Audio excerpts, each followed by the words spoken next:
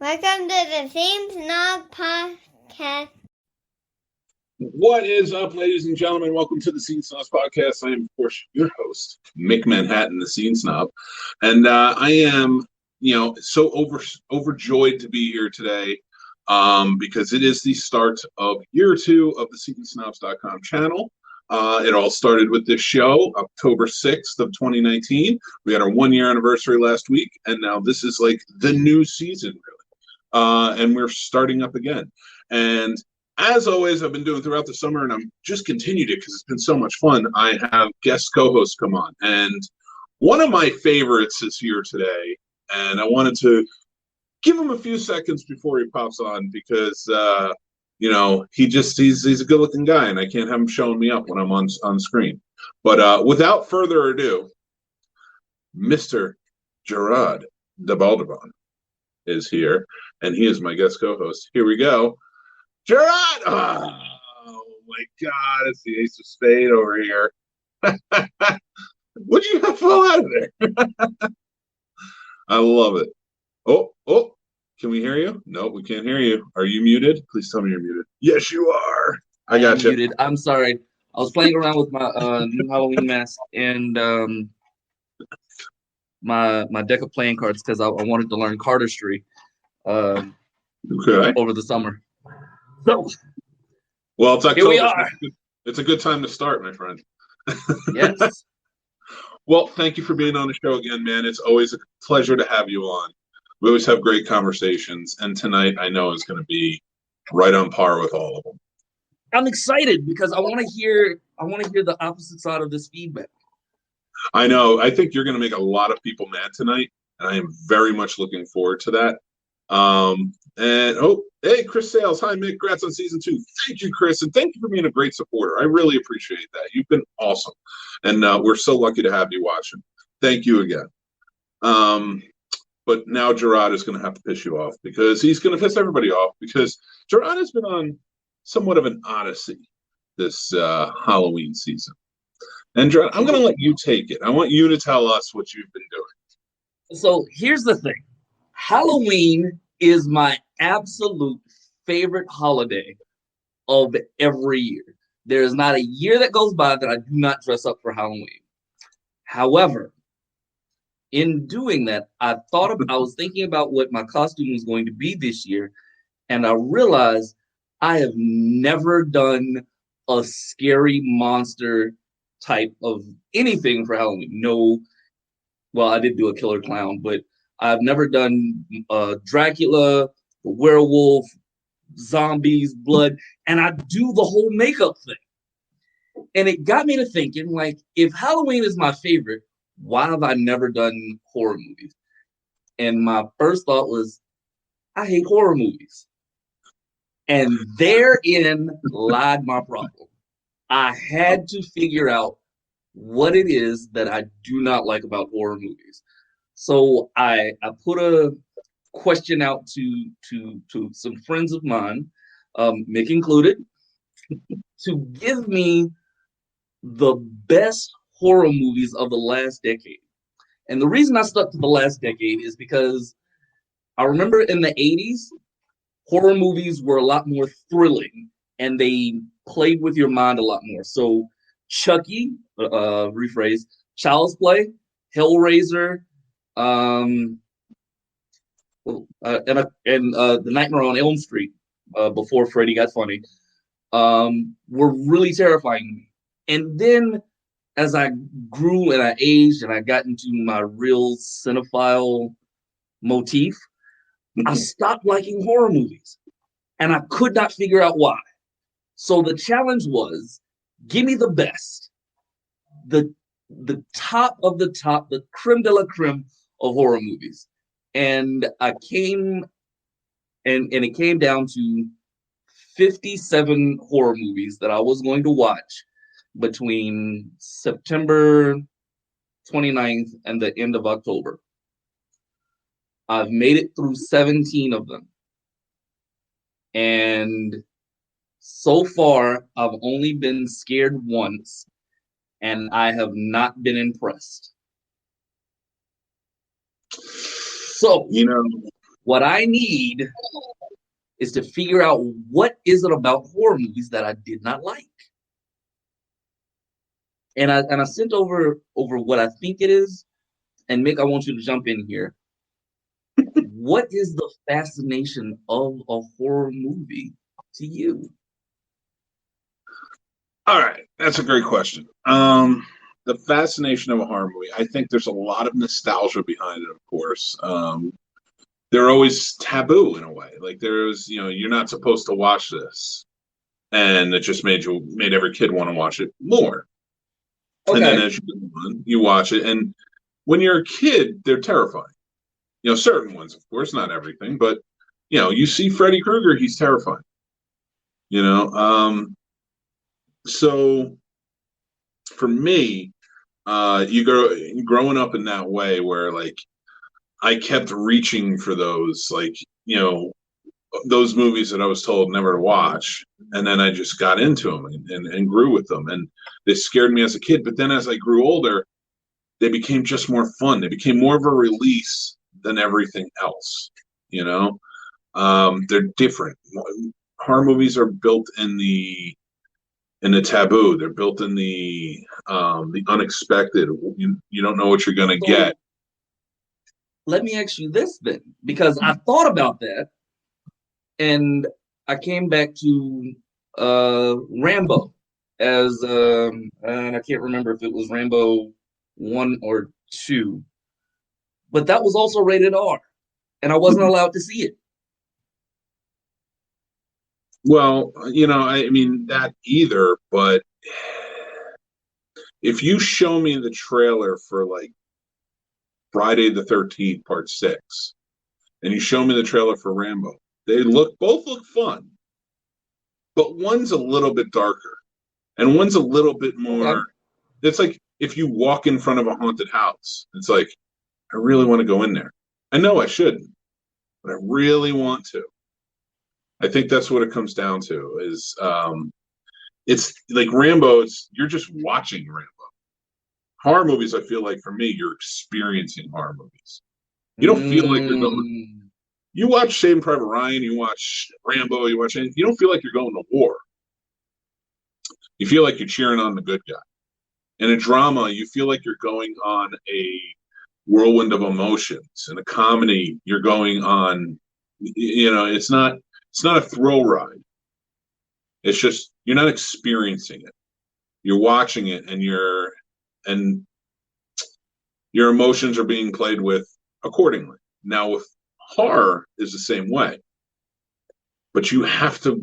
It's like there's no problem with watching horror. There's no problem watching comedy, I should say, because you're going to laugh. That's what the expectation is. There's no, but when it's over, you're not going to laugh while you're sleeping. But if you watch, unless it's really good. Yeah, I mean, well, of course, you can always laugh about the jokes, but I mean, what I mean is, you're not going to wake up in the middle of the night in a cold sweat laughing at that thing you saw. Okay, you could wake up terrified. And I will admit, so the reason Child's Play came up first is Child's Play came out in like 80. I don't remember when the original one came out, but I remember Child's Play 2 came out in 92, right? Yep. And I remember I had a My Buddy doll during the first Child's Play. And I saw Chucky move, and I chucked Chucky behind the couch, or my buddy behind the couch. And I swear to you, I never saw that doll again. Yeah, because your mother had to throw it away because you're leaving your toys on the floor. But it always freaked me out. I was like, okay, that doll was murderous. Where's mine? And I can't find him anymore. That's where I was like, okay, I'm terrified. He was probably under your bed. But that was a movie, like, when we were kids, we're around the same age. Child's Play was terrifying. It played, now it's just playing, whereas everything else, like Freddy was one that was like kind of like really reached into your soul and pulled it, was pulling out the fear because it gets you in your dreams. Now you can't even go to Can't go to sleep. sleep. No. But as kids, so did Chucky. Because try and get rid of all of your toys. You weren't able to do it. I don't know if you remember, but Toy Soldiers was also in the similar vein where all the action figures came to life and started going on a murderous rampage. Oh, Same you mean thing for Robin Williams? Say again? Toys with Robin Williams? Was it Toys or Toy Soldiers? Toy Soldiers was the one with Sean Astin where the school gets taken over and he's like basically John McClane. Okay, it was Toys. That's a good one though. If you haven't seen Toy Soldiers, check it out. It's a fun. But so like when it comes to horror though, it's devastating, and Chris can attest to this because Chris Sales just actually commented, "Well, see you next week." Just kidding. I'm interested. I'm glad you're interested, but I'm interested too. I'm interested to know why, Jarrod. Why do you hate all the fun things? I don't. I like the fun thing, and I think what my biggest problem was when I watch horror movies, I don't get scared. I don't get sucked into the emotion of the rest of the movie, and they became a lot more. As I got older, they just became more gore fest, and gore never scared me. Mm-hmm. And I think what I didn't like about the gore is I am always fascinated by medical procedures. So I watched, side note, when I was about 12 years old, I had the head of a nail go up the side of my leg, down to the white meat. Oof. Blood gushing everywhere. I was the calmest thing you'd ever seen. To the point where I asked the doctors to sit up in the hospital and watch them sew up my leg. As I looked over in the corner and I saw my mom woozy and about to pass out. It was amazing to me just to see like all the fleshy bits and pulsing bits inside me. So I was like, it's interesting. But as a movie, it was never scared me. It never resonated. Oh, let me just cut up every. And I think it was also because I was a kid of the 80s, and the number one rule of the kid of the 80s is you don't go home until you're bleeding, and that's the only time it's either you're bleeding or the streetlights came on. So you had nothing else to do. So blood never scared me. So I was thinking about that part, and I was like, okay, well, if it's not the blood that's not scary, it's not, and I don't get drawn into the tension, what else am I scared of? And it wasn't, I never got scared of strangers because everybody in my neighborhood knew everybody and everybody knew my grandparents. So everybody would always, hey, that's that Debardlabon boy. Who is that? Well, for one, I get what you're saying about childhood, and actually, Chris has a good point. For me, as a kid, I was a visual representation of what I was told to be afraid of, wary of. Don't talk to strangers. Don't pick up hitchhikers. Don't pet loose dogs. Don't swim too deep. Don't walk by yourself. Don't stay out of the dark. Yeah, I agree, and I think, Jarrod, you're hitting it with what you were saying. Like there are things that we're not afraid of growing up. Because depending on where you grew up and how it was. And I agree with you, being out as much as we were as kids and having to be out there. And don't come home until, because it meant the end of fun. True. And we were kids that didn't want to go home until the streetlights came on because we thought if we go home, we're going to get stuck doing something. So we went out. And, but I think I grew up in a Catholic household. So demons, you were fearful of demons. You were, because there was something in the back of everybody's mind that was like, hell exists, blah, blah, blah, and like they were sticking it in your head, and it seems more realistic than anything else. But I mean, now I'm not that way, and I think that's a testament to a lot of people. Like The Exorcist isn't as scary as it once was because people have moved away from religion in a big way. In generations. Well, let me ask you this, because I am religious, and religion is more terrifying now than it ever was when I was a kid. I agree, but I just to interject for a second, like for me, religion's more terrifying now. Like as a kid, it was a form of keeping you in check. Now Okay. it's a form of, it's almost like when I hear people talk about religion and the things they talk about, especially in politics and in the news and such, I'm more fearful of like this wave of almost like cult-like atmosphere. Zealots. Yeah. And that's a fearful way. Like even when I watch that today, I'm like, there are people out there who are like this. True. And when I what was it? Last week. Yeah, last week. When I was watching Red State. Red State on paper had the premise to be absolutely terrifying. And for anybody who hasn't watched it, it's about a cult of Christians who try and sacrifice people that don't believe in the Bible the way they believe in the Bible. On paper, it had great premise. It was just the execution towards the middle and the end of the movie that kind of threw me off. That just didn't suck me all the way in. I don't know if you remember, but sidetrack back note. I don't know if you remember this a couple years ago. People were doing bath salts, and there was a news story where a guy in California was eating another man's face naked under a bridge, and the police had to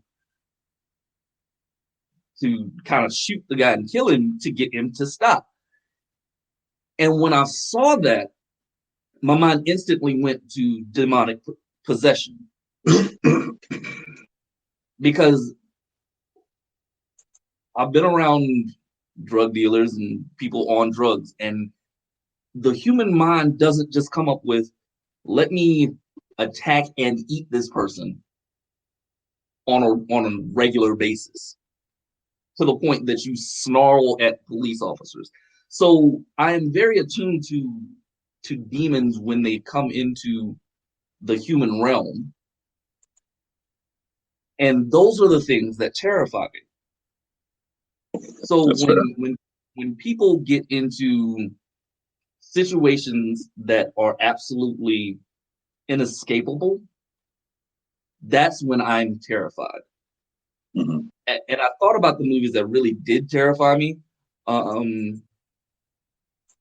Wreck or Quarantine, English language or Spanish language versions, whichever one. That movie terrified me to no end because you were trapped somewhere without knowledge of what was going on. So I took that piece and I wanted to understand where else I could go in my horror field to figure out what else is it that's going to scare me. And you brought up the exorcism, and I wanted your opinion on what you thought about the exorcism of Emily Rose, Annabelle, and it was the other one that scared me.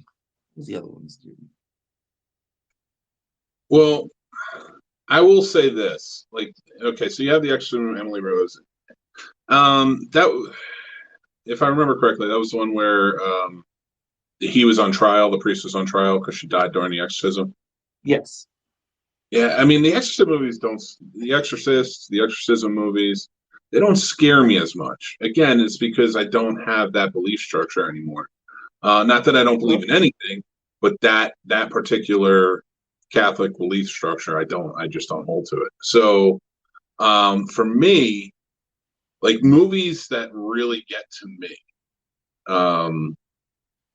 are like movies where people are trapped. The Collector was one. The Collector really like got me down to my core. The Collection was a good movie. I liked it a lot, but like The Collector was like Collector is a very cool little thriller where I don't know if you've never have you seen it? I've seen it, but it's been so long since I've watched it that I can't remember it. Well, for anybody who doesn't know it, The Collector is basically uh, this guy who's works for a locksmith company. He's also a thief, so he goes back to break into the house where he just put locks on the door, and he goes in and he finds the family trapped there in elaborate saw-like traps, and it's because there is a serial killer who sets traps throughout the entire house as a sort of a sadistic game. So now it's like a cat and mouse game where this burglar, if you will, or just thief in general, is kind of going around the house trying to save the family and stop the killer without being found. And it's very terrifying in the way they do it. And like just being the whole idea of like, because he's trapped in the house now, he can't just leave. He's got to. It's like a moral code. Like, I'm a thief, but I can't leave them here to be killed and tortured. There's kids involved, so something like that. So like, and they played the story really well. They continue his story into the second one, and then the third one is being filmed now. So something like that gets me. Something like Sinister, which I think you said you weren't a big fan of. No, I was not. I've felt, and what I felt in Sinister was that the scares were too forced. I saw a lot of it coming, and I don't need the camera to scare me. Mm-hmm. I need the camera to scare the characters on screen, because if they're scared, I'm scared. And if they don't convince me that they're scared, then I'm not invested. That's really fair point, and I get that. But I think there are a fair amount of good, like, listen. Well, first, like with Chris, as Chris is saying, I agree with Jarrod. Isolating helplessness is by far the scariest to me. Cujo and The Thing, for example. Those are great examples, by the way. Yes. And then Mike Courtney says, interesting, I find the demonic possession movies absolutely terrifying. Which I get that. I'm not putting them down. Like for me, The Exorcism of Emily Rose, I thought would have been a really cool story if they focused more on the courtroom side of things. But not as a horror movie. I would have because I remember following that case. Mm-hmm. And I thought, yeah, maybe cutting back and forth between The Exorcism like they did, but more with a focus on the court case. And maybe turn it more into a drama with some scary elements. I would have liked that more, I think. What intrigued me most about her possession in general was how they portrayed her contrived voices. And then they, in the court case scene, then they tried to explain it away by Gregarian chants. And I was like, there's a way that's similar to the bath salts thing. There's a way to explain away demonic possession, because the Bond doesn't want to conjure up everything that makes it afraid. So it tries to rationalize the irrational. Sorry, that was a word there that was stuck. It's just fun to watch you do it. So I get into those, and they're absolutely fascinating. But again, like I said, I'm sensitive to spiritual awareness, so I'm very cautious of those movies in general, because I don't like being attacked by demons. Yeah, and I get that. And listen, there's a lot of fun to it. Like, it's weird because if you think about it, and I want to get back to Chris's point in a second for the isolation horror, but and Mike has some good points here that I'm going to bring up in a second. But for me, demons, they don't scare me. Now, that does not mean I'm not intrigued by demon movies. Mm-hmm. I do I liked Legion. A lot of people didn't like it, but I thought it could have been done way better.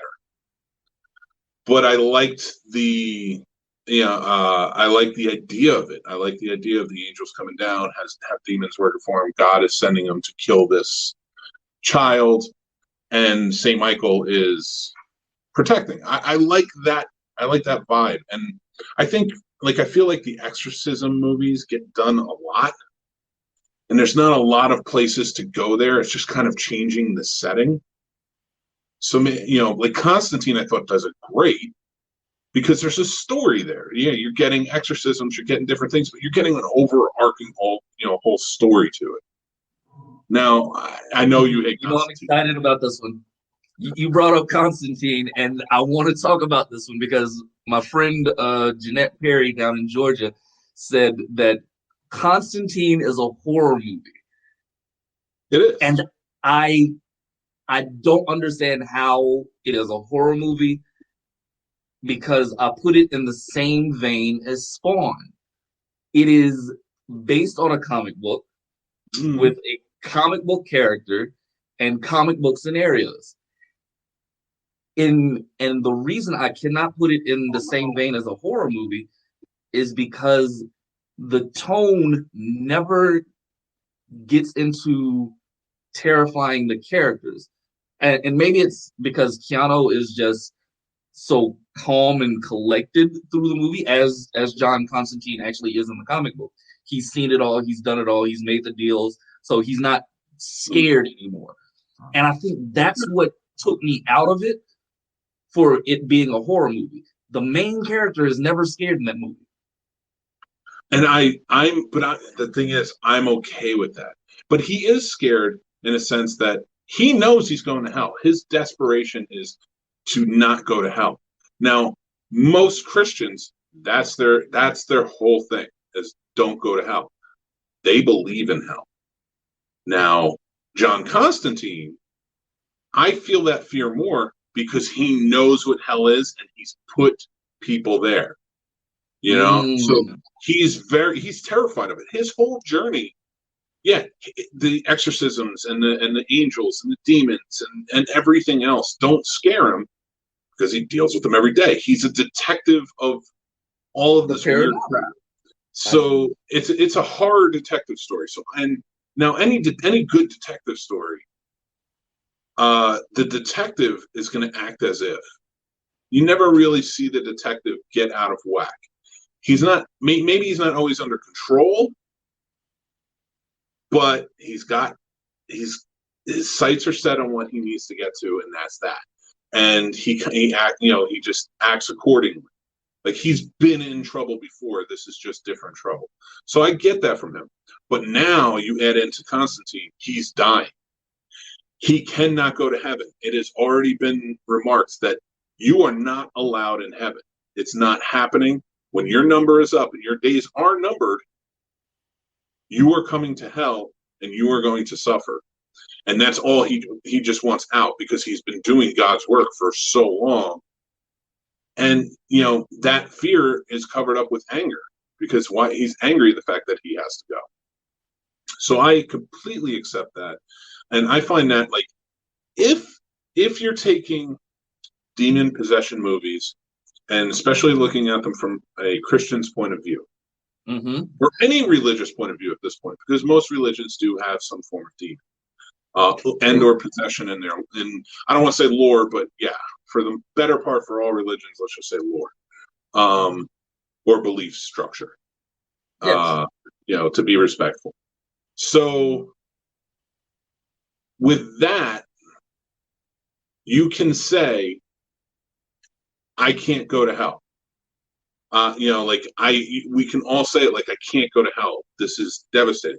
Well, people still sin. True.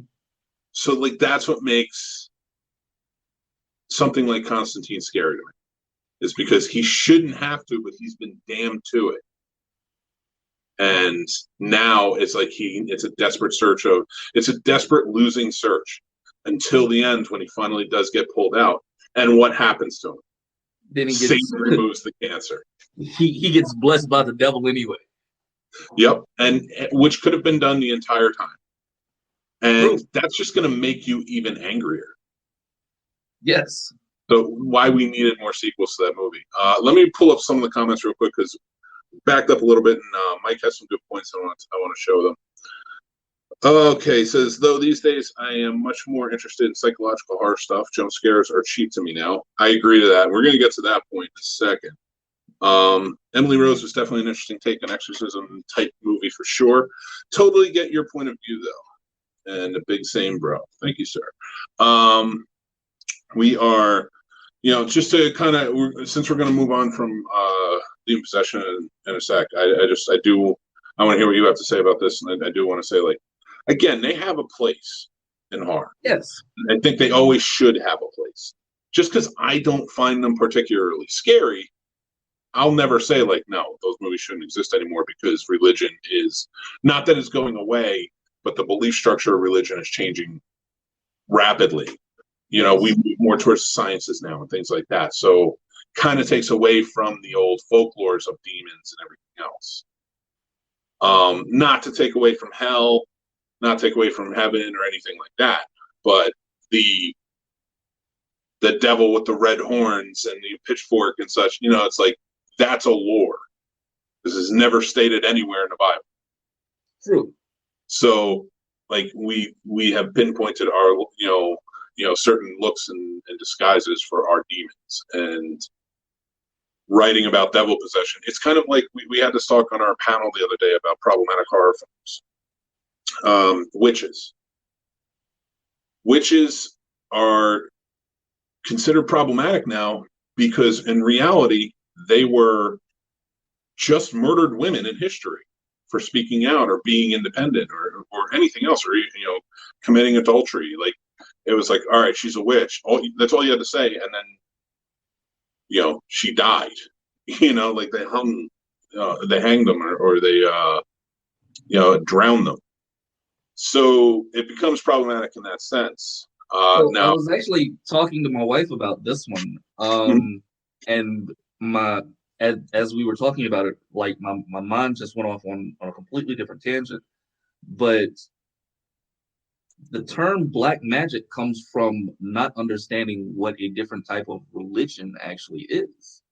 Mm-hmm. So those witches, for the Salem witch trials, just could have been non-Christian women who just believed in a different deity, thereby making them witches, thereby making a whole scenario blown out of proportion for no reason.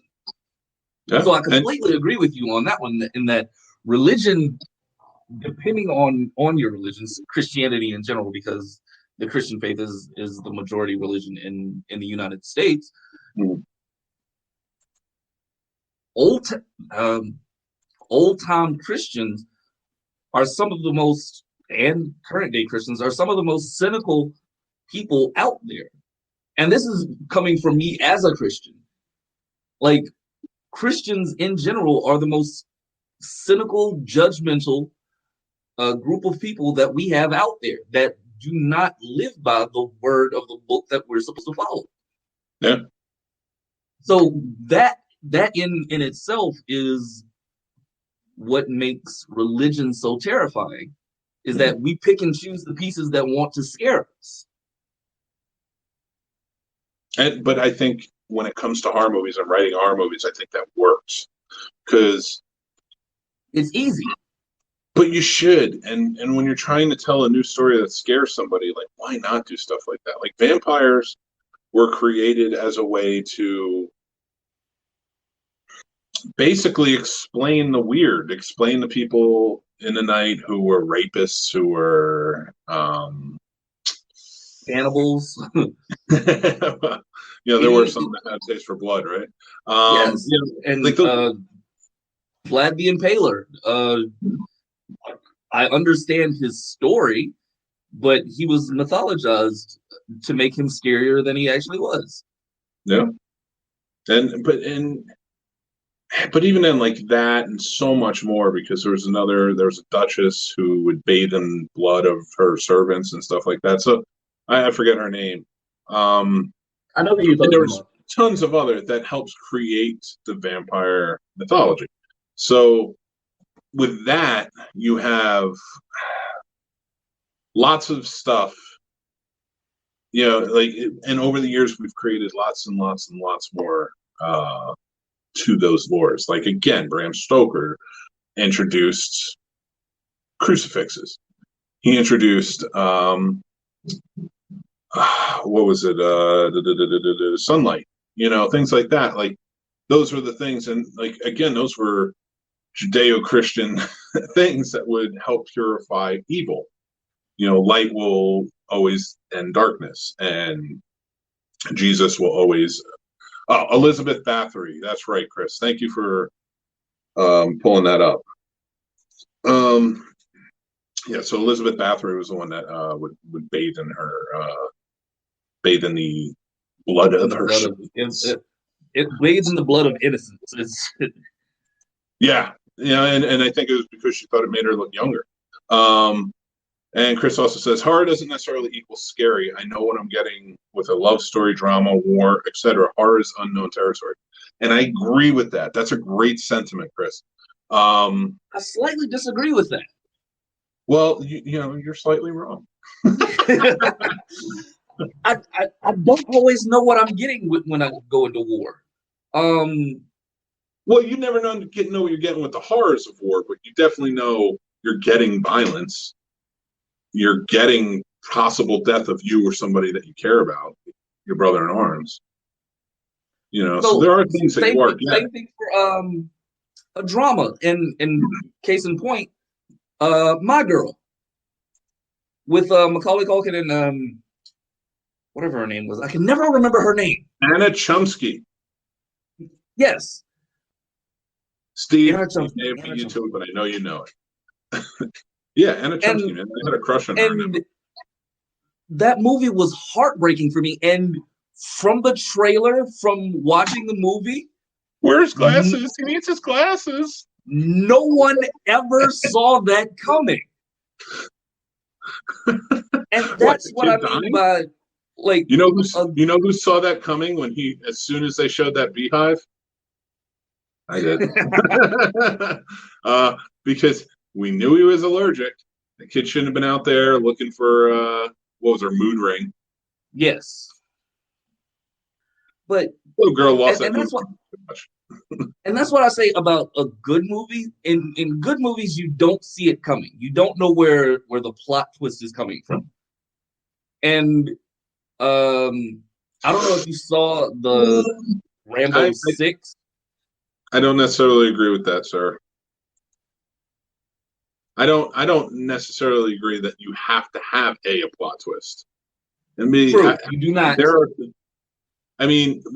one of the best examples, in my opinion, was Unbreakable. I kind of knew how Unbreakable was going. I knew he was the complete opposite of our main character, our main hero. So I'm saying this guy is going to be the supervillain. He's going to be the one that caused it all. I didn't know exactly how. I didn't know the exact motive, but I knew he would be the supervillain. I saw that one coming. Yeah, but in that one, there was no twist. That's M. Night Shyamalan. It was meant to be a twist. Just because we saw it coming doesn't mean it wasn't meant to be a twist. And if you pick apart a twist or you understand it beforehand, does it take away from how good that movie is? No, absolutely not. So in similar fashion, when they did Glass, a lot of people didn't like the twist for Glass. That was how they wanted to reveal. I don't want to use superheroes, but meta-humans to the world. Mm-hmm. I like how they did that in the end, that like all your main characters, the ones that drew you in the first place, were gone. And now it is up to a new breed of people to actually share all the horrors of the world. That was a good turn in the movie that I needed. But it's fine. Like, again, you always have to have change. I was explaining this earlier, because I was helping my 8-year-old who he had to read a story and then he had to answer questions about it. And one of them was, I was like, I didn't read the story. I was like, how did it change? You know what the conflict is. How did the characters change throughout the story? And he goes, they don't. And I'm like, all right, did you read the story? And he goes, yeah. I was like, I was like, how did they change then? What were they before, and what did they get to? It could have been, just solving the problem or anything else, but they changed in some way. And then we went back and reread the story because he kept swearing to me that there's no change. And then I wound up showing him what the change was. Yeah, through the pages of the book. I'm like, this is how this works. So my thing is, you always have to have character development, character change, or you're going to have a bad story. It's just how that is. But that's a writing thing. I'm not going to take that out on horror movies because there are a lot of bad horror movies. But my feelings on this are, there are horror movies where I can have expected outcomes and they can still be good movies. They can still be fun. When I go see a Friday the 13th movie, I am not expecting the gates of hell to open up and, Cthulhu comes out and then it's Jason battling Cthulhu for the rest of the movie. That would But be you wouldn't weird. be surprised.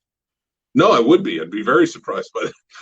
Because when I go and see Jason, I want him killing in Crystal Lake or just for the comfort of it on a boat or in space or as a possessing different human beings as they eat his heart or, so like there's many things. There's many things like I'm willing to accept because it lives within the realm of what that franchise has built. Freddy Krueger, you cannot go to sleep. They set the principles, they set the rules for it. It's the same with vampires, stuff like that. People don't like Twilight because they changed the vampires. They made something dark about these loving creatures that we adore in movies and said, we're going to add sparkles to them. And if you notice, was Sparkles the only bad thing about them, though? Oh no, there's lots of bad things about those movies. Okay, I'm not saying that, but the sparkling. I'm talking about the change of the creature. Everything else was pretty spot on with what a vampire is. It's just that now they don't die by sunlight; they sparkle in sunlight, and we should fear them because of that. Like it was stupid. It was the melodramatic added in there that really makes it stupid. Yes. But I will say this. We need vampires to be a dark force is what it comes down to. Like you can't take away.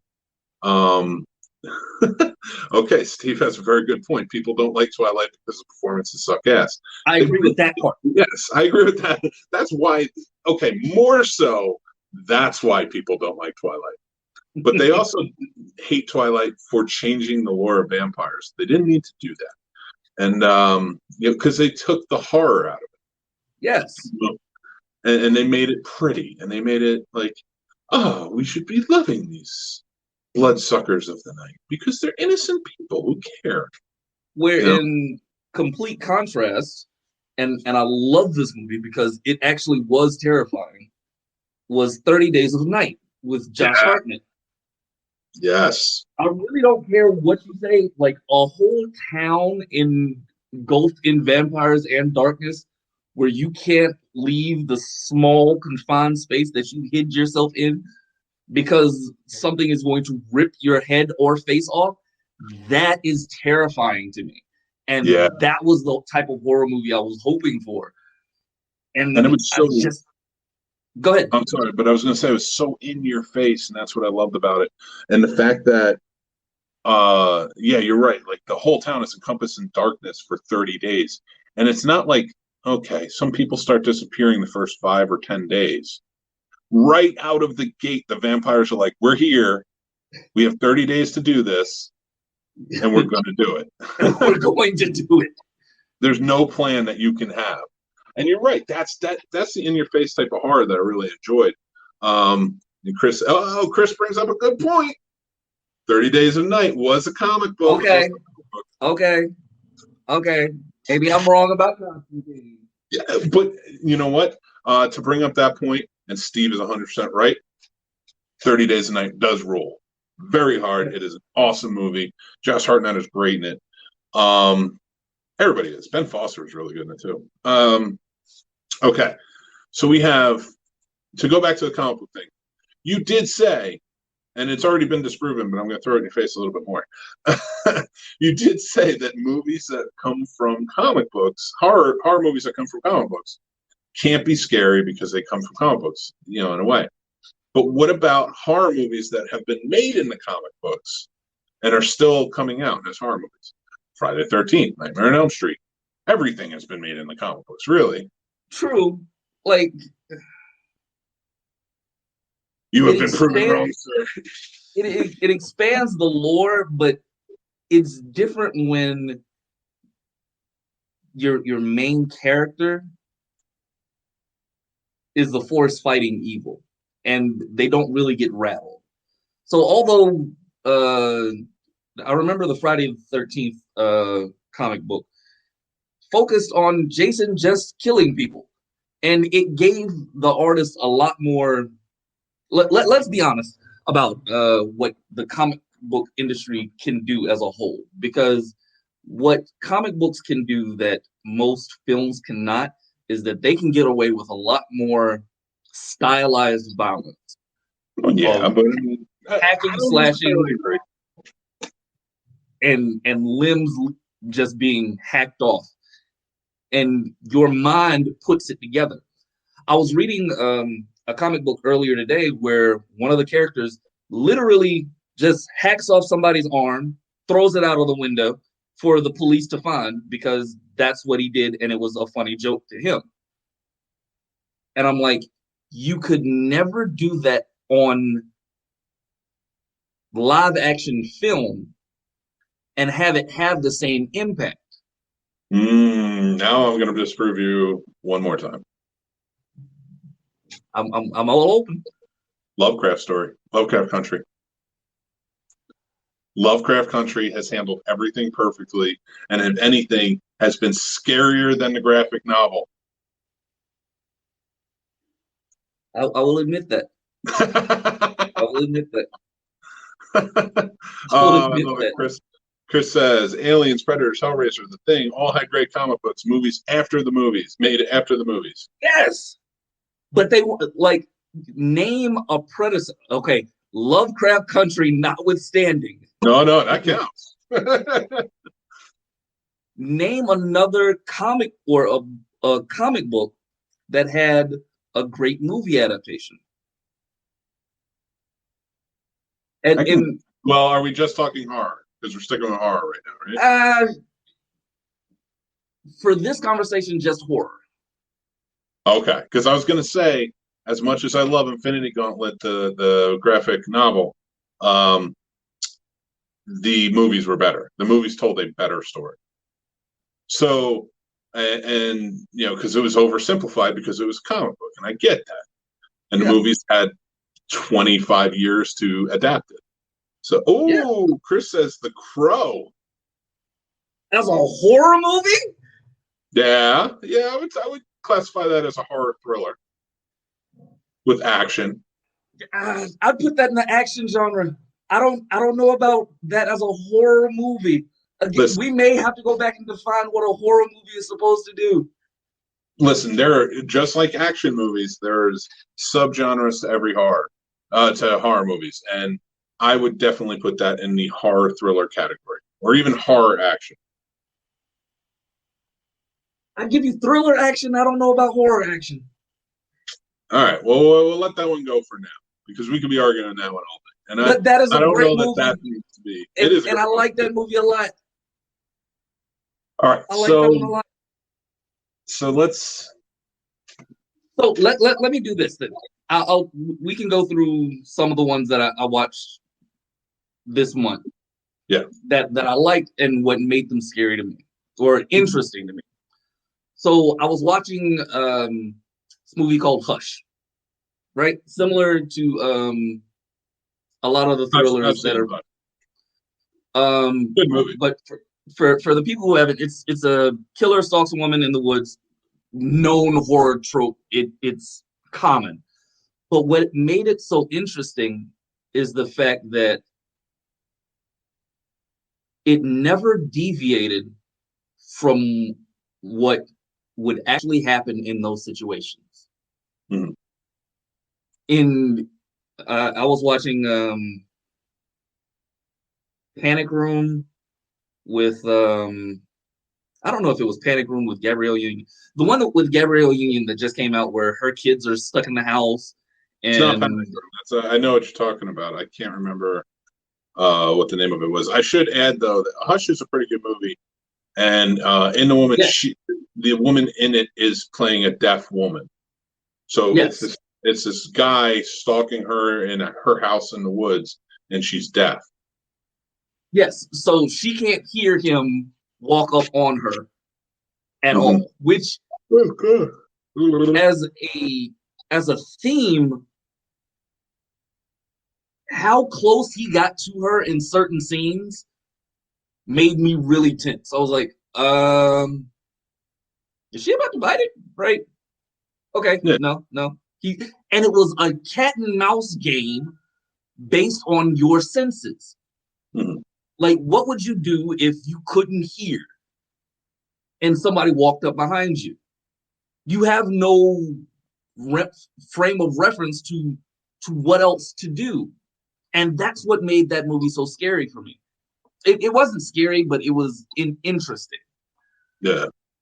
And I figured out what it was in terms of the sound for it, and the sound is what really scared me in that movie. Man, Rise of okay. That's a fact. I mean, he rose from the dead. And Chris puts it. I don't know why I never think of this stuff. I'm just not that smart. That's why I have great people watching, and they can tell me what to say. He does rise from the dead. I mean, that's a very horror element, Okay. and he does handle it pretty horrifically. Okay. Good. Okay. I'll give you a comic book movie. But so I was thinking about that one, and then the other one that came to mind was As Above and So Below. Mhm. And that one, and I will admit on camera, that actually scared me a lot. As And a trip. what scared me about it was the fact that I had no idea which way they were going to go. It did not seem that there was going to be a survivor in that movie because Mhm. going down to get up does not make sense. And that's what made that so interesting because the deeper they went, the more terrifying it became for them rather than anybody else watching the movie. And the one jump scare in that movie resulted in one of the main characters dying. Mhm. That's not really a spoiler. I hope not. Don't shoot me. For anybody who hasn't seen it, there is one jump scare that results in a death, and that alone sucked me in so much more than anything else in the movie. Because usually when you have, I remember this one vividly. When me and my wife first got together, we went to go see The Strangers, about the married couple in the woods, and three people come to the house, and then Mhm. randomly for no reason they just had the killers show up in random shots out of the shadows and then slowly fade back into the shadows. And I was like, was that to scare me or them? Because that had no effect on them. They didn't know you were there. There's no tension for them. They're already scared that you're going to kill them, but to know that you're this close is so much more terrifying. Yeah. But you have Well, all your senses. I get that, but it is terrifying for the viewer because for the viewer, you're supposed to be this element of the story that wants to tell them like he's right behind you, like because could you imagine being in that situation and they're just messing with you? They're just popping up in the shadows. Maybe you'll see them in a peripheral. Maybe you won't. Who knows? You're looking around for them, and there they are, deep in the, deep in the hallway, kind of lurking, and you don't have any clue that they're there. It is a scary effect. It does land. Now I get it. I get that for you, you need more terror in You're and because we're going a little long here, and I have to tell you you're wrong. No, I can't tell you you're wrong. It's a matter of perception of what you like. For you, I get the fear being the characters being in this situation that is just too terrifying. And they are, and it's kind of exhausting them to a point. Like they're just going through the motions. Yeah, in a movie like The Strangers, yeah, they're terrified, they're scared, but nothing's happening to them. They don't know where they are. So there is a lull, and I get that. For me, that lull is scarier. It's the old question. Say you're looking out a window on a stormy night. You see a house across the way. There's a light on in a window. There's a girl standing there. Flash of lightning. There's somebody standing behind her. Flash of lightning. She's dead. He killed her. Flash of lightning. He sees you. He's looking right at you. Flash of lightning. He's gone. Is that scarier? Or is you're in a corner and somebody's charging at you with a knife? Which one is scarier? What comes to mind? Do you knowing where they are or not knowing where they are? Knowing where they are isn't scarier, in my opinion. It may be a force that's going to be hard to fight, but if I know where they are, either I can fight, I can run, I have options. I can figure something out. Even one option could be is lay down and die. Some people are just like that, and they can accept that. But not knowing where they are and knowing that they know where you are is pretty scary. I see your point. And I think for me, the issue with that is that I am a martial artist and a survivalist by mentality, right? Mm-hmm. Knowing where somebody is and seeing them come at me makes me more afraid than not seeing them at all. Because my mind is naturally in survival mode. If I don't see you, there's no danger to me until there's danger to me. Does that make sense? Like, I get what you're saying, but at the same time, too, if you can't see the danger coming, but you know it's out there. And yes, you may be a martial artist, but what if it's an element what if it's a supernatural element? Then it's more terrifying to me that I cannot beat this thing. For me. Mm-hmm. For me. And I get it's more terrifying that I can't win other than you snuck up on me. So then watch movies like that. And you do, because you watch Rec and you watch other movies like that. And those are the movies that speak to you. And I get that. And I'm not saying that you're any which way is right or wrong. It really comes down to what everybody's taste is. But I don't think that necessarily all horror movies have to scare you to be good. Which is ultimately the argument we were having, is that they have to scare you to be good. I don't think that if they have good characters that have character development and tell a good story and add a spook factor to you, all right, perfect example. Well, real quick, let me go through because Steve brings up a good point. I have not heard about this new movie from the director. Is really effective. The Dark and the Wicked comes out in a few weeks from the director of The Strangers, Brian Bertino. I am definitely anxious to see that. That sounds amazing. Because I really like The Strangers and I loved what he did with it. And that was like a personal story for him. Hardware and Blade also comes to mind. I love comics as much as horror movies. I think we're all there right with you, Chris. But Chris, you were bringing up some good points tonight. And everybody is. You're all bringing up some great points. And, I appreciate that. My thing to you, Jarrod, is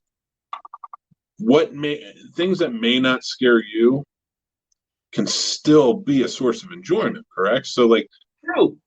Do you like Halloween movies? Now, I'm not saying scary movies. Absolutely. Again, Halloween is my favorite holiday. But what are some of your favorite Halloween movies?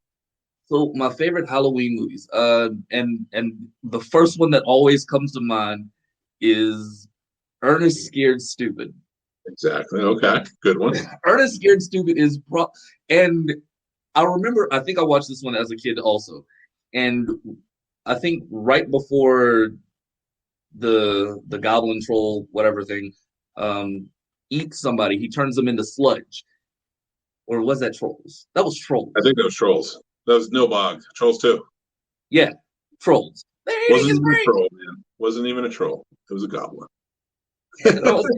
But I like Ernest Scared Stupid. I make it a habit to watch this one every Halloween and every Christmas, The Nightmare Before Christmas. Okay, good choice. Um, Mary is going to see that on Friday with our local groups. Psycho Cinema. She's taking Tommy to see it on the big screen. I would love to go too, but I have to watch the little one. It's playing at the Alamo Draft House here in Winchester. So anybody who's watching, go check it out. Go buy tickets, because that is a rare movie that doesn't show back up in theaters often because of Disney. And the Alamo has it, and the Alamo is doing safe things right now with in terms of all the COVID. Like every time I go there, I feel very safe. Anyway, but please go ahead. the other one, because I was actually mad at you last week. I don't know if it was last week or if it was the week before last. May have been the week before last when you went to go see Hocus Pocus. Also, at the Alamo Manchester. I was like, I wanted to go see that. I haven't seen that in ages, but I love Hocus Pocus. Those are my favorites. All right, before we go on, though, I want to ask you this. What is the best part about those movies? And I'm going to just give you an example, and I want to see if you agree. Is it more the atmosphere of how Halloween is celebrated? Or that's it. That's so yes. Most people love movies like that, Halloween movies like that, just like they love Christmas movies like that, because the atmosphere it's joyful. You have Halloween everywhere. You're surrounded. This town is in on it, and they go for it, and it's not scary, but there's creepiness factor, and it's a beautiful way of doing things. And now my point with that is horror movies. All you have to do is adopt the atmosphere. Don't look at it as Halloween. I'm detaching those two. I was using Halloween as an example. Mm-hmm. You get into a horror movie. If you want to watch a movie like a Cabin in the Woods movie, like Evil Dead or The Cabin in the Woods, or you want to watch Friday the 13th, something like that, be ready for the atmosphere. And I'm not saying you're going to come out scared. I'm not saying it's going to scare you, but I'm saying it's going to give you that more enjoyment, because now you're ready for the atmosphere of it all. It's comforting, to say the least. Oh, and I bet Nightmare on Elm Street is selling like crazy, Steve. I guarantee you, yeah. Chris says, I want you to think about that. That's why I gave that to you. I started doing comments because I want to know what you think. I would like to hear which 17 movies you watched recently. Maybe we can give suggestions. Oh, trust me. I'm more than happy to have him do that, but we were given a lot of suggestions. Do you guys think, this from Mike Courtney, do you guys think that the horror genre is limited to your typical movie show format? Have you guys heard of analog horror or ARGs? A lot of those play out on YouTube and social media or Reddit. Well, ARGs, what's ARGs? I'm at a loss. I have not heard of ARGs. Alternate reality game? I'm guessing that's what he meant. I don't know. Like, for me, all right, so I don't think the horror genre is limited to the format. The horror genre, a perfect example right now is that movie The Host or whatever, which was all done over COVID, all done over Zoom. It adapted with the time. I think you can adapt horror movies with the times. Absolutely. I think you can adapt them like games. Horror games tell some of the best horror stories that are out there. So I don't think horror movies have to be limited to a certain show format or how they do things. But I definitely think that I definitely think that it's more sought after to see a classical type of horror movie than it is something that's that different. That doesn't mean that they won't be popular. It just means that you're not going to get a lot of them. You're going to get a lot more movies that are easier to make. To Mike's point, though, I want to ask you this one because I feel that horror movies for me, do much better on the small screen than the big screen. Do you feel that horror movies are better for theaters or at home? I think there's room for both. I think that I'm a theater guy. I like seeing horror movies in the theater. There's certain movies I don't care to go see in the theater. Well, I don't care if I miss it, I should say. I will still go see it, but I don't necessarily have to. Like, I don't necessarily have to see a comedy in the theater. Doesn't mean I won't go see it if I want to laugh and I want to go to the theater. Or the same with drama. Horror movies are different. Like, I like the atmosphere. I think the theater is a good, dark, the sound is excellent. You're, especially like classic horror, like you're kind of surrounded by other fans and you feel it, you know? Yeah. Or even new horror, you're surrounded by people who are just as unknowing of what's going to happen as you. So there's an atmosphere there that I really enjoy for it. But I also love watching at home. I do enjoy it. I love the idea of putting on a horror movie while I edit or while I'm doing the dishes or whatever, or even if I'm just cleaning up around the house, or I just want to sit down and watch a horror movie. I think I have to change my opinion of how I watch horror movies. Yeah. Because, like you said, you go in for the experience of a story rather than to be scared. So I'm always trying to watch horror movies by myself, alone, where there's no ambiance behind me, so that I feel all the emotion of the characters. Whereas I think that's what takes me out of it because I'm looking to be scared in that particular situation, and I'm looking for my ways out within the scene. And I think I have to change my opinion on how I approach horror movies. And that's what this whole challenge has been about. Exactly, but I think if you go forward, and Chris, I promise you, we will get to the 17 movies, and we will. I mean, if you have any recommendations now, please, because we are coming to the end. I want to hear what you guys have to say for Jarrod, or even me. I might want to do a rewatch, or if I haven't seen it, definitely watch it. Thank you to Steve for the new movie that's coming out, The Dark and the Wicked. So I'm going to check that out in theaters. So for me, I think if you go forward, you need to watch. First of all, I think now you should mix it up. I think you should watch 80s, 90s, 2000s, everything. Oh, absolutely. But I think you should start looking at it from a source of comfort. I remember when we were talking about it and you were watching so much death in horror movies back to back to back to back all the time. It was getting to you. And I don't blame you. And I know Mary was talking, she goes, I'm worried about them because that happens to me too. And I was like, yeah, I just laugh at them. But because it's a source of comfort. Because when I watch it, I'm like, this isn't real. It's not actually happening. And these people are putting themselves in really stupid positions because you don't do this. And so, like, I play with it a lot more. And I think if you go in that, and sometimes you have to, if you watch some hard horror movies, you got to break it up with some easy horror movies. Yes. You can't just go hard all the time. Yes, and that's been my break for like the past week or so because I put so much death imagery in my head. It started affecting me. Yeah, but I'm telling you, just look at it from a comfort standpoint. Don't try to be scared. Just try to enjoy it. Just get lost in it, like you would any other movie. Like, you don't watch a comedy expecting to laugh. You watch a comedy to see if it will make you laugh. Yes. Okay. So watch a horror movie to see if it scares you. But if not, see what you enjoy about it. You know? Did you like when Jason starts bashing a girl in a sleeping bag against a tree? I Exactly. cackled. Exactly. See? I cackled from the best part of my soul. I laughed. And I remember being in theaters when I did it. Like, I felt so bad for everybody else because I feel like, what is wrong with you? It's like, that's hilarious.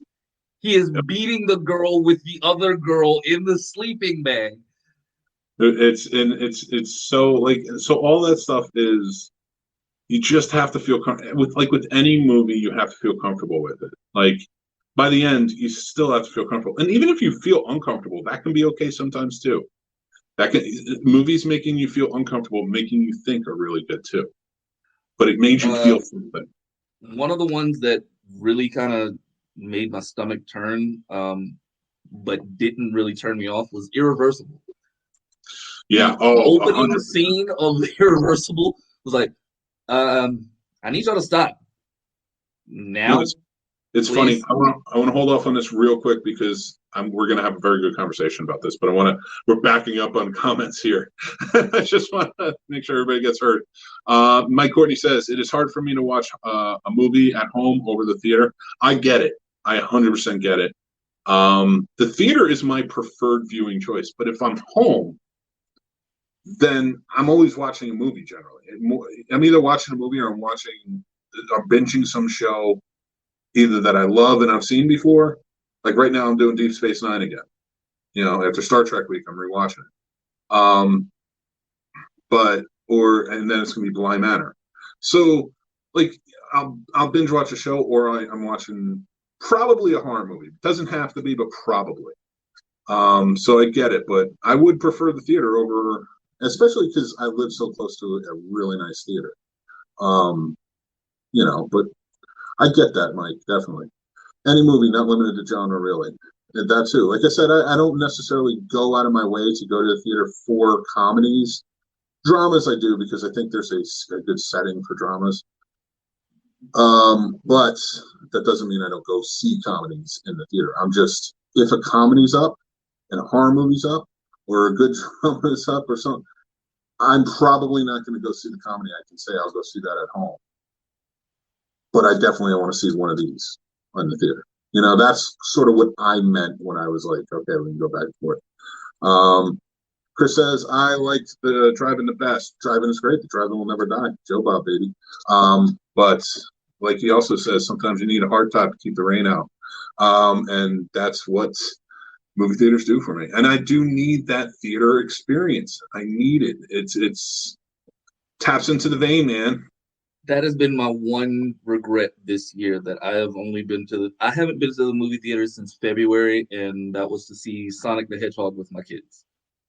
Kids movies I will definitely go see, especially, all right, so that sounds really weird. So especially now that I have kids. No. I used to do this thing where I would go to a movie theater just anytime, like when I felt like going.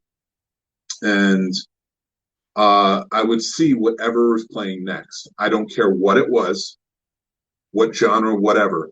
If it was the next movie playing, I'd go see it. And sometimes there were kids' movies.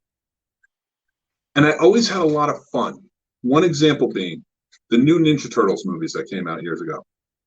Now, the first one came out, the opening day was the day Robin Williams died. The reason I remember that is I went to go see it. It was the very next movie playing. And I sat there and I was like, I can't believe I'm watching Ninja Turtles. By my own rule, I got to go for it. So I sit there, and then a mom with four kids, like I guess it was, not her kids. One was her kid, and then it was his three friends, came to see it. And they were talking, and it wasn't bothering me because they're kids being kids. I didn't care. And I wasn't exactly invested in Ninja Turtles. But everything they said reminded me of when Ninja Turtles was on when I was a kid. And then when that movie ended, and they were all into it. Oh, I want to be Leonardo. I want to be Michelangelo. I'm Raphael. And let's go play. I'm like, that's what it's for. That's what it's for. So when movie snobs, scene snob included, start bitching and moaning about why movies like this shouldn't exist or that or this, blah, blah, blah, blah, blah, it ain't for you. there's a kid smiling and it's inspiring to him or her or whoever else, and that's who it's for. So shut up, it has a place. And theaters bring that out, I think, more than seeing it at home. Like if those kids were sitting at home, yeah, maybe they'd be excited, but there's so much to distract you from a movie at home. When you're in a theater, you're in it. Yes. Now, I will not say that did not have the same effect for the movie Cats, but whatever. Yeah, I know. And we got Steve saying, "Damn you, Mick Manhattan! Come on, I love theaters. You know what? I go to yours all the time. Our popcorn is way better than your crappy microwave mess. It 100% is. I worked in a movie theater for quite a few years, and let me tell you something. I made the popcorn for a long time. Even when I was a manager, I said, I'm making the popcorn because I do it good. Right amount of butter, right amount of salt, you're good to go. I hate popcorn to this day because I worked in a movie theater. See, we had different experiences there. There's a lot of things I hate about theaters that have nothing to do with the movies in general. But that's why whenever I'm like, if I'm at the Alamo, it's like a dining set Yes. situation. So you don't take the food out or whatever you have, but I clean it up because I was a floor guy for a while. So I clean those floors. So like I make sure to clean. If I'm at another theater for some reason, all of my garbage comes with me and goes in the garbage because I'm not doing that to somebody else. Yes. So like yes, I remember those days. But going back real quick, Mike says, that is a really interesting approach to movie viewing. So good. Thank you. Appreciate that. And then bringing us back to our original topic, Steve, I appreciate this. That fire extinguisher scene. Yeah, irreversible. If you haven't watched it, and that's why I wanted to come back and talk to you about. And that's why I wanted to do it here so we can move back around. Yeah, that's a hard scene, and that's the opening scene of the movie. Yes. Because anybody who hasn't seen Irreversible, it's a movie that it's a French film. It's great French film, starring Monica Bellucci. Cassavetes is in it, or not Cassavetes. Who is the star of Irreversible? He's been on a lot of American movies recently. Oh yeah, he shows up a lot, and actually, Irreversible is one of those ones that kind of pushed him in the forefront because it was such an important movie. Vincent Cassel, that's who it was. Her lover, yes. Vincent Cassel, and her former boyfriend, Albert Dupontel, who plays the boyfriend. So what happens is it starts off at the end and then plays completely backwards. And you put together the story of why in the opening scene he is smashing some dude's face with a fire extinguisher until it's jelly, all the way till the beginning of the movie where you're like, it comes full circle and you're like, oh, yeah. And you have to get to the end to completely understand. And Steve actually brings up a really good comment here that I'm going to elaborate on. I both threw up and cried during the rape scene. Sorry if that is a spoiler. Also, Climax, baby. Yes, Climax is another movie, French movie. He is not saying the word climax. So I'm just putting that out there on audio version of this podcast. So if you don't read the comments.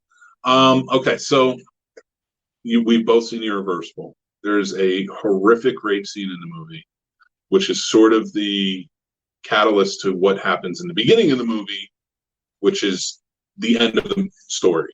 And they showed us this movie in my cinematography class in film school. The reason being is because cinematography is stunning. And the rape scene specifically is why they showed it to us. Because in that scene, he wanted to show what the power of a shot. Because now this whole movie reverses backwards for anybody watching. We're not going to give too much away, but there's a rape scene in it. And Monica Bellucci is the character who was raped in the movie. Oh, that's right. Yes. I didn't realize they were the same director. So it's Climax, same director, Gaspar Noé. And people check out the movie Climax. It's really good. It's so crazy and out there, but it's really good. So there's a rape scene, and the whole movie is very movement oriented. The camera's always moving, except in the rape scene. Camera is still and set and you watch this thing for like 8 or 9 minutes. And it's a horrifying thing to watch. It is visceral. And yes, in the most basic sense of the word. And but it's important because, like they say, like the color, you are so jarred by the color of it because everything's red. The lighting is red. The walls are red. At the end, you see all the way down the end of the tunnel. And when you're in minute 5 or 6 of this, and you're just saying, "Dear God, please stop the scene. It's too much. It's disturbing." They have a character, or not even a character, just somebody, an extra, walk in at the end of the tunnel, which is very far away. It looks like an ant almost to what's going on. He sees what's happening, and he walks out. And it still goes on for another like three or 4 minutes. And you're just like, oh my God, nobody's going to help her. Nothing, and it's terrifying in such a crazy way. And they were explaining to us in cinematography class, the reason they do that is because that's you're meant to scream at that person, help her, call somebody, because it needs to be somebody who comes in and then goes out, and it's supposed to give you that reaction of, why can't you help her? I can't help her. I'm stuck here. And it does give you that feeling when you see this. I see where you're going. Yeah. So that was like the big reason they showed that to us in class, and it was that was a tough one, man. That was a really tough one that I definitely enjoyed. So to that point, I'm now curious because I didn't necessarily put Irreversible in the horror movie vein. It was more of a thriller whodunit type of movie. But now, kind of thinking back on it with a new mindset, I would definitely put that into the horror movie genre. Well, yeah, but I mean, you can really put. I don't know that I put it in the horror movie genre. It's horrific. I would not explain that scene in any other way than horrific. But I don't know that I would put it in the horror movie genre because of the lasting effects that's happened before the scene and everything that you find after. To me, it's more of a dramatic tension. Well, I say that because of your other point was, you have to take yourself out of watching the movie and understanding that you are now in a position of helplessness to help the person on screen. Mm-hmm. Similar to The Strangers, where I was frustrated at them trying to scare me. Like, he's right behind you, just half a turn or something. Look, help. He's there. Whereas Irreversible, you're watching this and like, I am so uncomfortable. Like, I feel like I need to go call somebody now. Like, this is that type of bad. And that's the new version of how I'm kind of trying to look at horror movies. I think you should. And really, you just got to keep an open mind with it. It's just like not everything has to be as horrifying as some. Like, again, there's some stuff that's just there to comfort you. Halloween is a slow movie, but it's fun. It's a fun movie. Like, it's a simple movie, and I think that horror movies can get away with simple premises as long as you have cool characters in a weird way, or a cool setting, or all of it. But like, I don't necessarily think that it has to have a most intricate plot line. Now, don't get me wrong, the ones with the most more intricate plot lines are the better ones. But I don't know that it needs it, if that makes sense. Like, there has to be room for the killer clowns from outer space. Yes. There has to be room for that stuff. There has to be room for Child's Play 3 compared to Child's Play 2, or Bride of Chucky, which turned into straight horror comedy. True. That you got to make. You've got to You gotta open. have the good and the bad. Yeah, well, I mean, it's not even the bad either because you can find some good ones that are simple. Friday the True. 13th is a very simple movie. You know, mom avenging her son. Which one did you like better, the original or the Rob Zombie remake Of Halloween? of Friday the 13th? Rob Zombie didn't do Friday the 13th. He That was remade one. Mark Nespal did that. Halloween was what Rob Zombie remade. Yeah, I remember he did, but I thought he did the Friday the 13th one also. I could be No, wrong. they did that in tune with like Halloween being remade and doing well. That was the So one where Jason ran, and yeah, I like that one. that one. It was That was the one that adaptation. scared me in theaters because I jumped. I remember that. That was a good adaptation. I thought they did a really good job with it, rebooting it, and then they just went nowhere with it. And I thought they should have. Oh yeah. But I'm okay if they go back to the original, you know? And so, okay, so we got Chris saying, I don't know if I can watch that. I Spit on Your Grave disturbed me as a kid. Then Irreversible will definitely disturb you. And then Steve says, yeah, Chris, Irreversible is when you can't shake. You can't. Once you watch it, it's in your mind forever. But Climax, best trailer ever? Yes, it is. And I do believe that. Climax is a pretty good one. French Horror was on a roll at that point. Did you guys see Inside? I did not see Inside. How was that? No. I will watch it. Don't get me wrong. I just may need a hug afterwards. You absolutely will. You need a cuddle buddy watching that scene. And yeah, definitely. I agree. That goes back to the isolating helplessness thing. Yep. And it all comes around full circle. Like The Thing is my favorite horror movie of all time. Am I scared of it? No. Am I scared of the concept of it? Yes. Not knowing who you can trust in a situation where you can't get out of it. You know, you'll die if you leave it. And, you know, I like that. I like that idea. I hate the idea of being trapped, so it scares me. So I will watch things that are trapping in a way. You know, but overall, let's go over the 17 movies you did watch, and then we'll kind of end there. So here we go. Top to bottom.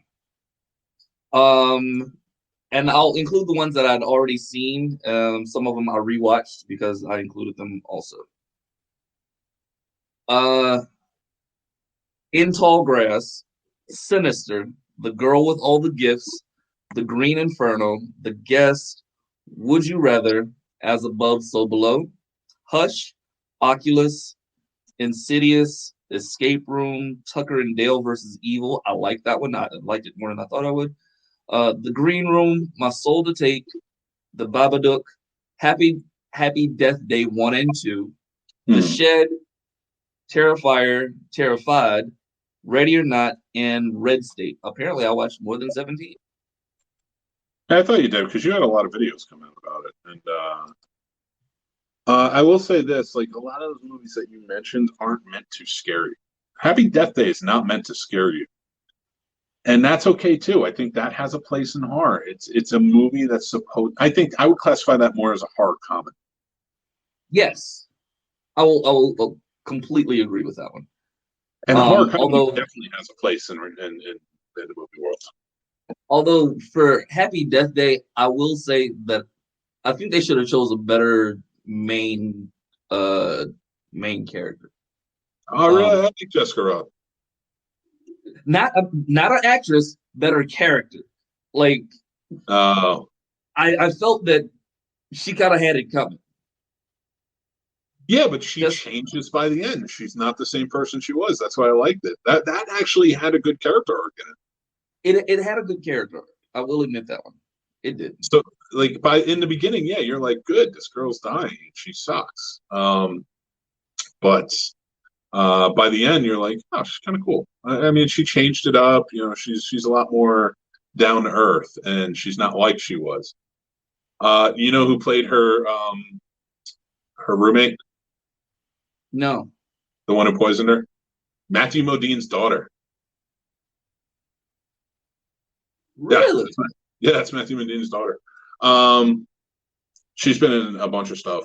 She does really good. So, she was in Satanic Panic too. Not 2, not a sequel. She was just also in Satanic Panic. I should probably make sure to specify that. Yeah, she plays the one who Ruby Modine. That's what her name is. Yeah, she did a good job in that too. I learned that when he was here. He came to visit at the Alamo Drafthouse Winchester. I at this point, I think I'm just going. I have T-shirts of Alamo. I'm just going to start. They're my sponsors now. I don't get paid by them, but I'm just going to say that they are my sponsors. So we got to put the commercial up. Steve says, Inside is amazing. So much blood, but a true total roller coaster. I'm in then. I will check that out after this.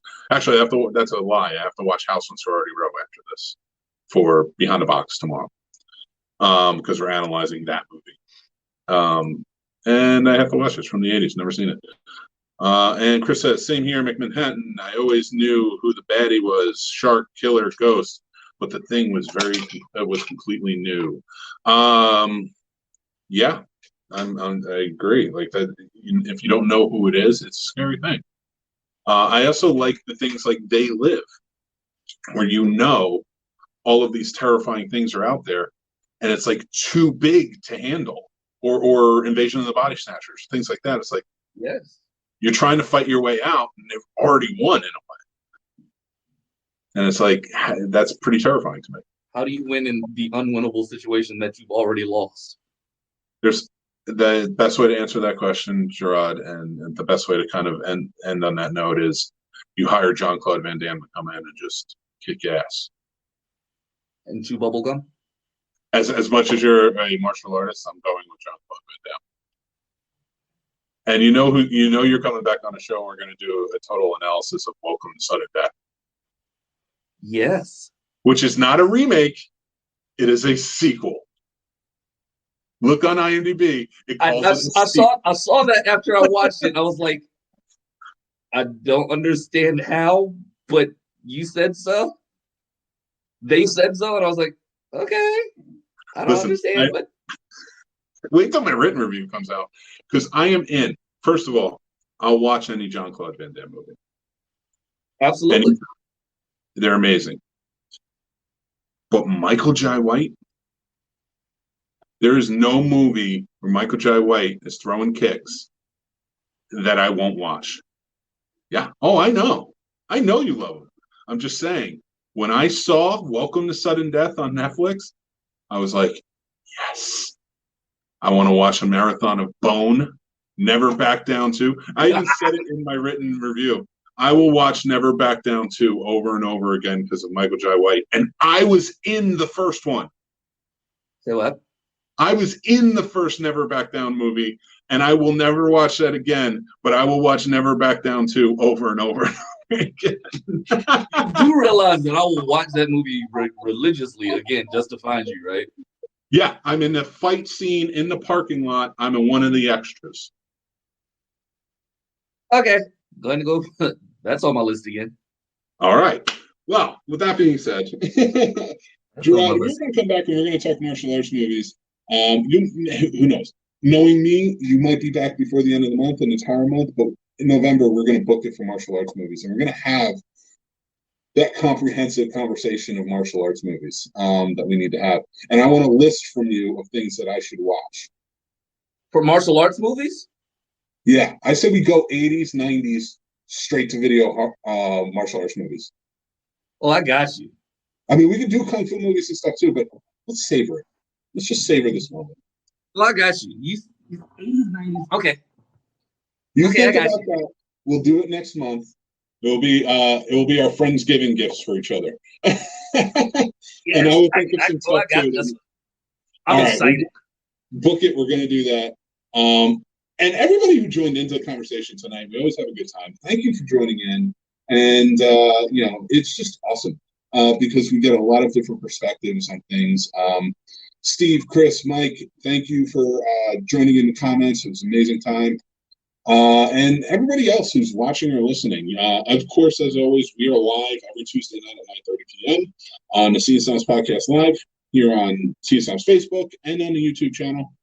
You can listen to the podcast. It will go up later tonight, later every Tuesday night. And you can listen on any platform, any podcast platform as we go. to my very special co-host, guest co-host, who I love having on, Mr. Jarrod Debardlabon. I love it. I'm going to say your name weird like that every time. Because the first time I got it wrong. I know I'll never get it wrong, but I'm going to say it weird. I'm going to make it weird for you. I think your wife was the third person in history to ever say it correctly of my entire life.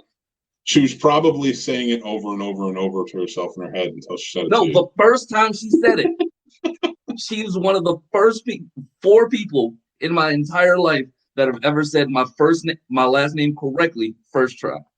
Well, good on you, Mary. That's you definitely nailed it. In fairness to me, I was hosting a show and I was nervous all day that I would mess it up, and I kept saying it right, and then we got to the show and I got nervous that I was going to mess it up, and I did. So, with that being said, you've been on plenty of times before since, and I get it right now.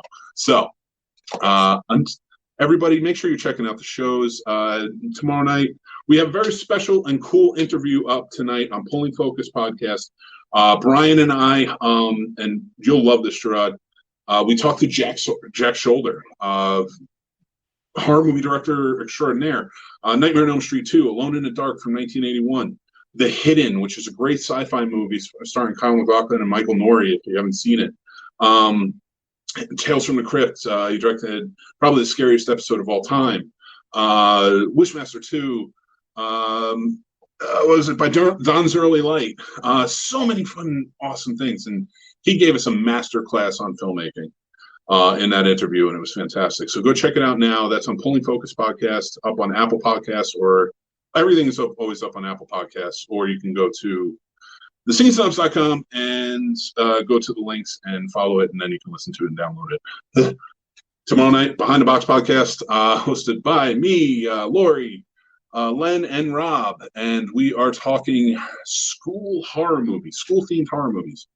And I think the movie we're talking about is House on Sorority Row. That's what we're going to analyze at the end of the movie. So watch along, and you can analyze with us, of course. Rob Paints the Movies on Thursday at 7:30 p.m. All new and live. Oh, yeah. Behind the Box is... All right. I need to slow down a little bit. I'm losing my mind. Tomorrow's Behind the Box. It's live at 7:30 p.m. Everything is always on the YouTube and Facebook channel. Rob Paints the Movies is live on 7:30 p.m. on the YouTube or Facebook. We are off this week for the showcase, but we have an interview with Tony Masiello coming out, which is out now. You can go watch it. He runs SOV Horror. It's a horror distribution company for movies that are shot on video that were thought to be lost. It is a great interview, and I learned a lot about distribution. And he's a fantastic guy.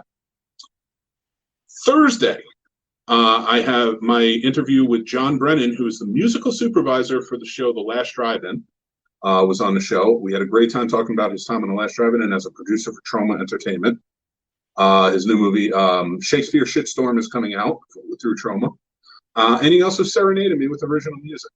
So that was a lot of fun. And tomorrow I am interviewing, and it will be up on Friday, my interview with C.J. Graham, who played Jason Voorhees in Jason Lives, Part 6 of the Friday the 13th movies. So make sure you check that out. And we're going to have some... and my interview with Richard Bergen, who is directing the movie Fang, which comes out in 2 months.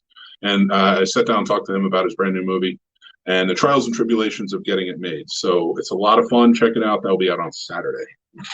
And with that being said, I'm sure I've talked your heads off enough. I haven't even... breath for you. Yeah, I just need to let you take over sometimes. You can pull it off. You got a suaveness to you. Me, I'm like, soccer style kicker. I'll give you $30 if you know what movie that's from. I do not. Soccer style kicker. That was Ace Ventura: Pet Detective. When they put the gun through the door, and he goes to Ray Finkel's house, and they put the gun through the door, and he's like, and they're like, "How do you know? You're not a fan of Ray Finkel?" And he's like, "Tell us about him." And he goes, "Soccer style kicker," and he just talks throughout the entire thing. Yeah, I remember. Anyway, now little football. So now I'm rambling. I had a great time. Jarrod's always a fun time to have on the show, talk to. We are going to get together and talk martial arts. Jarrod, anytime you want to come on the show, you're always welcome. You just say the word. And until next time, make sure you're following out the Scene Snobs. Just go to thescenesnobs.com for all the links. I'm tired. I want to go to bed. Everybody have a good night. Thank you for joining in. You guys are fantastic.